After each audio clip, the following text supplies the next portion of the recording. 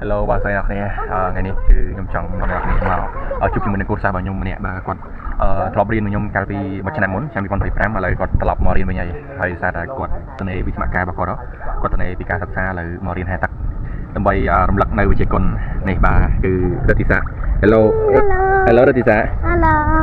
រិទ្ធិសាខានជួបលោកគ្រូយូរនៅខានអីអូខេចិត្តមួយឆ្នាំទេថាមួយឆ្នាំអីអូខេបាទឥឡូវមើលមកវិញមកធំខ្លាំងមែនតើនេះឡើងសង្ហាមិនងើបឈរបវលខ្លួនគ្រូមកចុះមើលយ៉ាឡើងប៉ុណ្ណាណៃនេះឥឡូវយកមិនឆ្នាំអីទេសាអាយុ10ឆ្នាំហ្នឹងអូខេហើយរិទ្ធសានៅចាំមេរៀនដែលលោកគ្រូបានបរៀនកូនពីមុនអត់បានតាអូខេអាចហៅបានទេបានអូខេតោះឥឡូវចង់ដឹងថាគាត់នៅចាំមេរៀនដែលលោកគ្រូបានបរៀនគាត់កម្រិតណាយើងនេះធ្វើការរំលឹកគាត់ឲ្យគាត់ហាញនៅមេរៀនដែលគាត់បានរៀនជាមួយនឹងខ្ញុំបាទគ្រូសូមឲ្យកូនទៅជាមួយនឹងការគូសជើងមួយ kickboard មកជុំទៅណាតោះកាន់ kickboard គូសជើងលោកគ្រូ1 2 3អាចលើកមកចូលក្នុងទឹកបានបើសិនគាត់ចង់លឹកណាយ៉ានេះបាទបងប្អូនរបស់គាត់ទាំង3នាក់ហើយគាត់ជាសិស្សចាស់ដូចគ្នាតបន្តទៀតបន្តទៀតឲ្យលឿន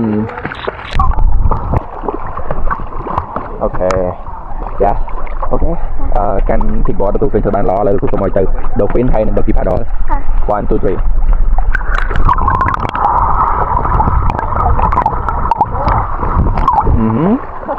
3Yeah.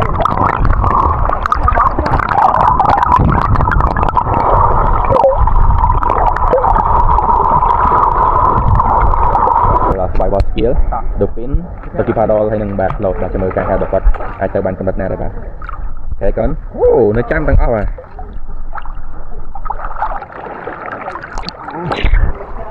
បងវើខ្លួនវិញផងយ៉ាអូខេបាទឥឡូវមើលការហែលរបស់គាត់ដល់ free side អូលយយ៉ាទៀត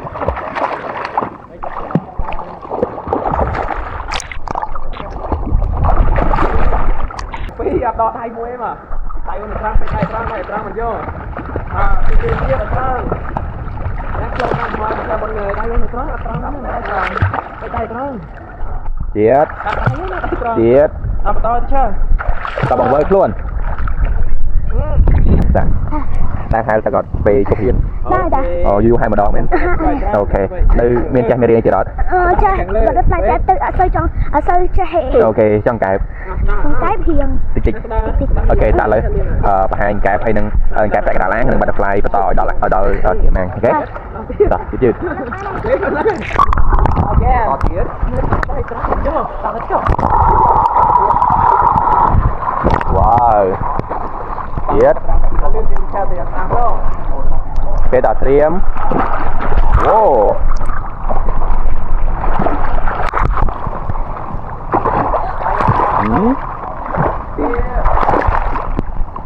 វ៉ាវបានល្អអូខេទៅរិទ្ធិសាស្ត្រគាត់ចេះរៀនសឹងតែគ្រប់មេរៀនឯគាត់តែនៅមេរៀនធំមួយចំនួនដែលគាត់ធ្វើអត់បានល្អអញ្ចឹងឥឡូវនេះគាត់មករំលឹកមេរៀនផងហើយក៏មកបន្ថែមនៅវិជ្ជាគុណមេរៀនដែលគាត់ថែអត់បានល្អផងអញ្ចឹងវគ្គនេះខ្ញុំជឿថាពេលដែលរិទ្ធិសាស្ត្រត្រឡប់ទៅវិញគាត់នឹងអាចថែបានល្អទាំងអស់គ្រប់មេរៀនតែម្ដងគេចាំជួបជាមួយនឹងរិទ្ធិសាស្ត្រនៅថ្ងៃបញ្ចប់នៅក្នុងវគ្គនេះ